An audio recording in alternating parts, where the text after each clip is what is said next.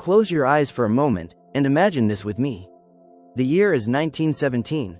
Europe is in flames. The Great War, the war they promised would end all wars, has swallowed millions of young lives in its trenches. Blood, mud, and fire stretch across the continent. Families are torn apart, nations tremble, the air is heavy with despair. And yet, far away from the roar of artillery and the cries of soldiers, in a quiet, forgotten corner of Portugal, 3 children tend their sheep. They are barefoot, poor, and simple. They know nothing of politics or empires. Their world is small, defined by rolling hills, whispered prayers, and the warm sun overhead. But soon, the whole world will know their names. Because on this little patch of earth, in a place called Fatima, heaven itself will touch the ground.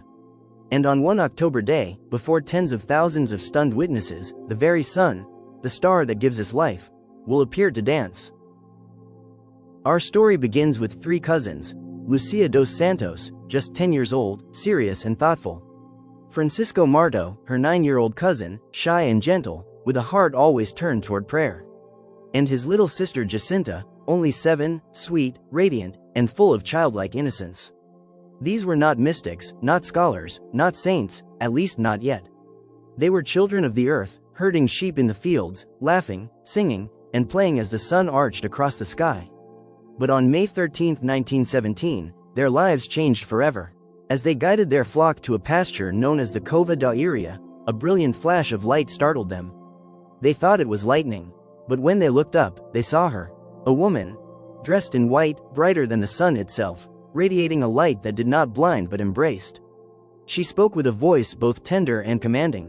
She told them she had come from heaven, and she gave them a mission: pray the rosary every day, offer sacrifices for sinners, and trust in God's plan. From that day onward, on the 13th of each month, the mysterious lady returned. She warned of humanity's sins. She spoke of repentance, of prayer, of the dangers of a world straying from God.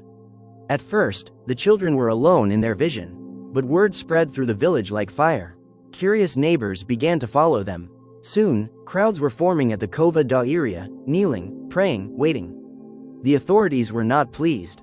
Portugal's government at the time was militantly secular. Priests were mocked, churches were attacked, and faith was ridiculed. These apparitions threatened to stir the people, to revive the very Catholic spirit the government wanted to stamp out. The children were interrogated, threatened, even thrown into jail. Officials tried to scare them into silence, but nothing worked. The children never wavered, and then came a promise. The lady told them that in October, she would perform a miracle. A miracle so great that even the hardest skeptic would have to believe. Imagine the anticipation. By summer's end, Portugal was buzzing. Newspapers ridiculed the story. Priests defended it. Villagers whispered about it in markets and town squares. Some dismissed the children as liars or dreamers. Others believed they were chosen by heaven itself. But everyone knew the same thing: something was coming in October. As the date drew near, pilgrims began to pour into Fatima. Some came barefoot, walking for days to reach the fields. Others came out of sheer curiosity, eager to catch the children in a lie. Still others came with hope burning in their hearts, that perhaps, in this age of despair, God would show a sign. And then, at last, the day arrived on October 13, 1917.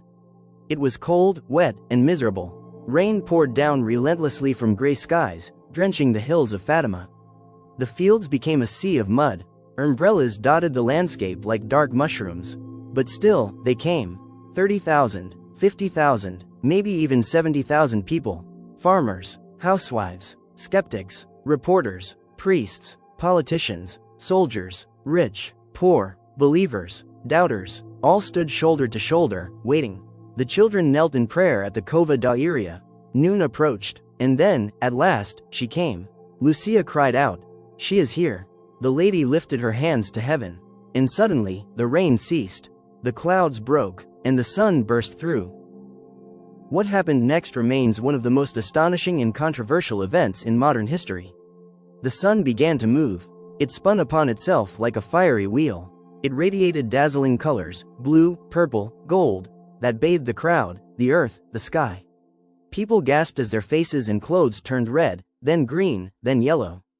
The sun trembled, it zigzagged, it danced, and then, it plunged. Witnesses screamed as the blazing star seemed to hurl itself toward the earth. The crowd fell to its knees, crying out in terror, begging for mercy, thinking the end of the world had come. And then, just as suddenly, it rose back to its place in the sky, shining gently, peacefully, as if nothing had happened. The miracle lasted 10 minutes, but for those who saw it, it might as well have lasted forever. When the crowd finally gathered itself, they realized something astonishing. The mud had dried, the drenched clothes of thousands of pilgrims, instantly dry. The ground beneath their feet, solid once more. Journalists who had come to mock wrote front-page reports describing the impossible. One skeptic admitted, "I saw it, the sun danced." People who had come scoffing left weeping. Hearts were changed, lives were turned. News of the miracle of the sun spread like wildfire. Across Portugal, across Europe, across the world, believers proclaimed it as proof of God's presence. Skeptics struggled to explain it away. Some scientists suggested atmospheric phenomena, sundogs, optical illusions. Others argued it was mass hysteria. But how could tens of thousands, scattered across different locations, see the same thing? And what about the sudden drying of the earth? What about the radical transformations in people's lives? The questions remain unanswered to this day. But the miracle was not the end of the story.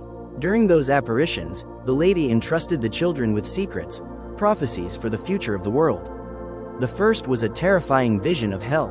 The second was a warning that unless humanity repented, a worse war would come, World War II.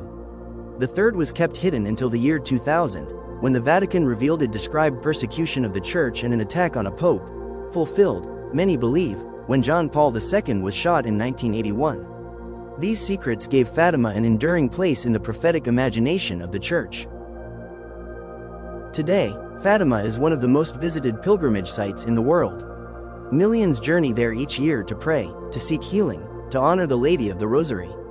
Popes have walked barefoot across its plaza.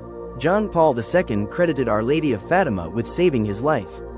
And in the quiet Cova da Iria, where once sheep grazed, now stands a great basilica, a monument to that day when the sun danced. But what does this story mean for us, here, now, more than 100 years later? Maybe you believe with all your heart that the Virgin Mary appeared. Maybe you're skeptical and want scientific answers. Maybe you fall somewhere in between. But here's the truth. Something happened that day in Fatima. Something that shook tens of thousands of people to their core. Something that could not be forgotten. For some, it was proof that heaven still speaks to earth. For others, it was a mystery that science cannot yet explain. For all, it was a moment of wonder, when the ordinary gave way to the extraordinary.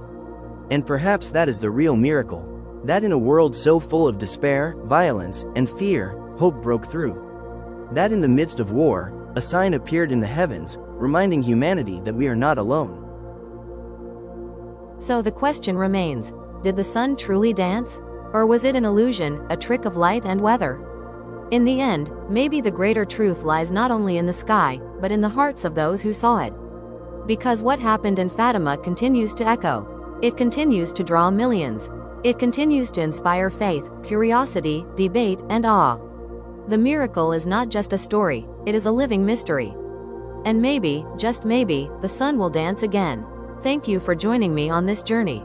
If you found this story as fascinating as I did, don't forget to like, subscribe, and share this video. Because together, we'll keep uncovering the mysteries, miracles, and hidden truths of our world.